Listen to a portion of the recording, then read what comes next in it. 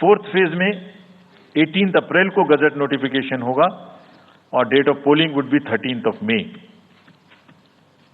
Date of counting in the entire country would be 4th of June for all by-elections, for the assembly elections, for the parliamentary elections. इसका map कुछ इस तरह का दिखाई देगा.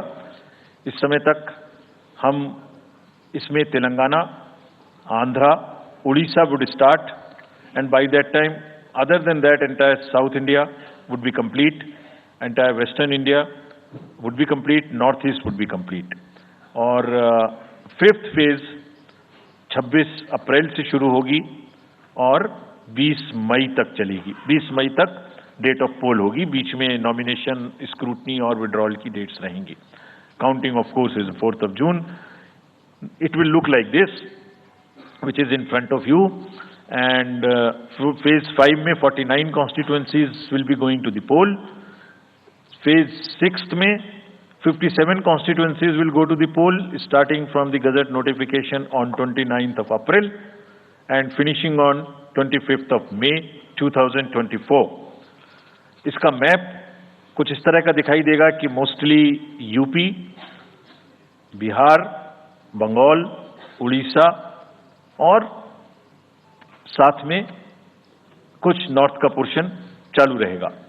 Last phase, 7th phase, notification will be on 7th of May and polling on 1st of June. So last polling would be on 1st of June and counting on 4th. And इस phase में पूरा पंजाब, हरियाणा भी शामिल रहेगा, बंगाल, बिहार, उड़ीसा.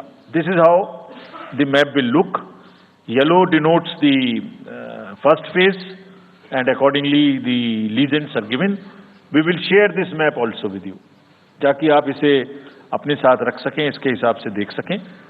ये भी कोशिश की है हमने, और अगर पूरी फेज वाइज हम पिक्चर दें, ये भी एक अच्छी स्नैपशॉट है, जिसमें फेज 1 में 102 कॉन्स्टिट्यूएंसीज, फेज 2 में 89, फेज 3 में 94, फेज 4 में 96, 49, 57, 57.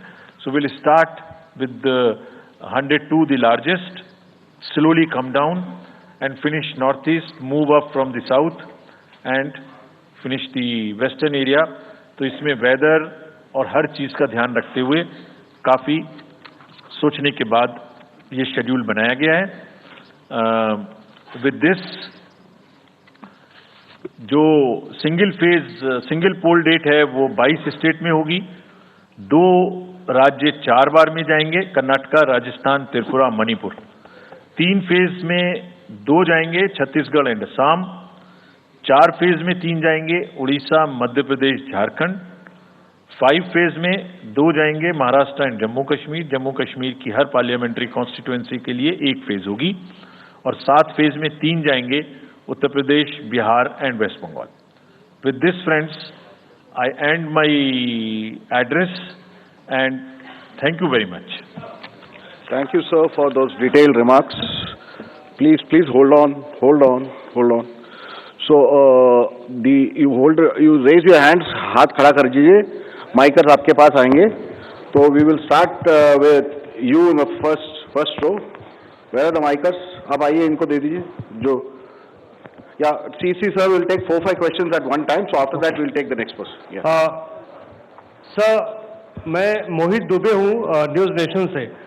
सर, मेरा सवाल ये है कि आपने 7 चरणों में मतदान ये करवाया है. बहुत बड़ी चुनौती है क्योंकि दुनिया का सबसे बड़ा लोकतंत्र हिंदुस्तान है. अपोजिशन पार्टियां जो है ये आरोप लगा रही हैं कि 7 चरणों में क्या जरूरत है और इसकी वजह से सत्ताधारी दल को फायदा होता है.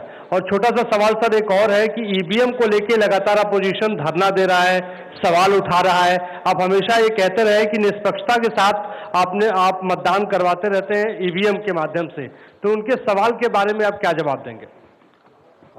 आप ये जो लाइट जैकेट पहने हैं सेंटर में, इनको दे दीजिए. जो, हाँ, ये जस्ट होल्ड ऑन. सर, मेरा नाम रविंद्र सिंह शोरान है. I would like to ask कि जो आपने बताया कि 3500 करोड़ रुपए को सीज किया, उसके बाद कार्रवाई कितने लोग जेल गए, कौन कौन सी पॉलिटिकल पार्टीज इन्वॉल्व थी, और जो लीकर सीज किया गया उसमें कितने केसेस रजिस्टर हुए, उसकी डिटेल्स इलेक्शन कमीशन हमारे साथ कभी शेयर करता नहीं है after the election happens. This lady in the front, या इधर मिडिल में जो है, इनको माइकर्स, हाँ इनको दे दीजिए, या इनको दे दीजिए, हाँ please switch on your mic.